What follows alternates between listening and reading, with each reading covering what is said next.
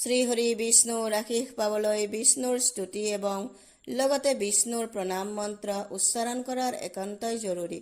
প্ৰভুৰ এই প্ৰণাম মন্ত্ৰ আৰু স্তুতি মন্ত্ৰ উচ্চাৰণ কৰিলে অশান্ত মনলৈ শান্তি আনে, লগতে মনলৈ অহা দুশ্চিন্তাবোৰ আঁতৰি গৈ মনত সুশান্তি প্ৰদান কৰে।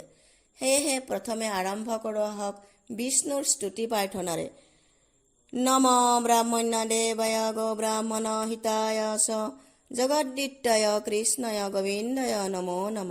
ওম কৃষ্ণয় বাসুদেৱায় হৰয়ে পৰামাত্মনে প্ৰণত ক্লেশনাশয় গোবিন্দয় নমো নম। হে কৃষ্ণ কৰোণা সিন্ধু দীনবন্ধু জগৎপতে গোপেশ গোপিকাকান্তং ৰাধাকান্ত নমোস্তুতে। এতিয়া বিষ্ণুৰ প্ৰণাম মন্ত্ৰ উচ্চাৰণ কৰিছোঁ। ওম শান্তকাৰং ভুজগক্ষয়নং পদ্মনাভং সুৰেহম বিশ্বাধাৰং গগনসদৃশং মেঘবৰ্ণং শুভঙ্গম লক্ষ্মীকান্তং কমলনয়নং যোগীৰ্বিধ্যান গম্যম বন্দে বিষ্ণুং ভৱভয়হৰং সৰ্বলোকৈকনাথম।